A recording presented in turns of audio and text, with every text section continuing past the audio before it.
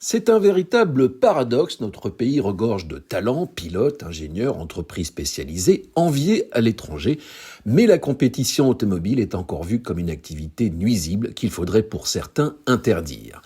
Sébastien Ogier vient de remporter un nouveau titre de champion du monde de WRC avec Toyota. Il a décroché un 9e titre égalant un autre pilote de légende, Sébastien Loeb. Pourtant, cet exploit n'a valu que 10 secondes au JT du 13h de France 2 le 29 novembre. En dehors d'Alain Prost et de ses 4 titres en tant que pilote de Formule 1, sait-on que la France compte aussi d'autres champions du monde. Yann Erlaché, le neveu de Loeb, avec 3 titres en voiture de tourisme WTCR. Jean-Éric Vergne, avec 2 titres en Formule E. Adrien Tambay, avec 1 titre en catégorie ITCR, la version électrique éphémère du WTCR. Et Didier Malga, avec 1 titre de l'Eco Rally Cup. Avec de l'essence ou en électrique, nos pilotes tricolores tiennent le haut du pavé. Et dans les coulisses, faut-il rappeler que c'est un Français, Frédéric Vasseur, qui dirige l'écurie Ferrari, un autre qui dirige Red Bull, Laurent Mekies, et que nos ingénieurs sont très appréciés sur les circuits. Mais pourtant, il n'y a plus de Grand Prix de France de F1 depuis 2022, un point qui semble titiller le président Macron, qui a reçu récemment à l'Élysée les présidents de la FIA et de la FFSA. La seule épreuve de référence en France reste celle des 24 heures du Mans qui accueille chaque année plus de 300 000 spectateurs.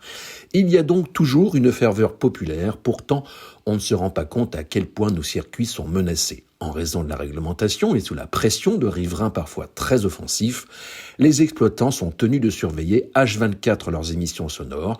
Ils innovent également en incitant les spectateurs à réduire leur empreinte carbone et en s'ouvrant aux mobilités alternatives, ainsi qu'à des épreuves non mécaniques. Il s'en passe des choses à titre individuel ou sous l'impulsion de fédérations comme la FFSA ou de groupements comme le GPSM. Le sport automobile lui-même est en pleine évolution. Déjà passé à l'hybride, comme en endurance et en F1, voire à l'électrique comme la Formule E, il est en train de migrer massivement vers les biocarburants et les carburants de synthèse en auto, moto et même camion, et c'est un virage pourtant peu relevé par les médias.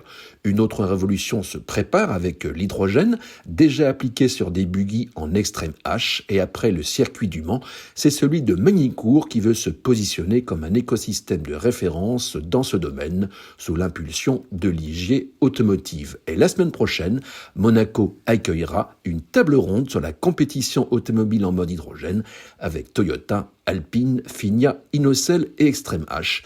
Il se trouve que j'aurai l'honneur de la modérer.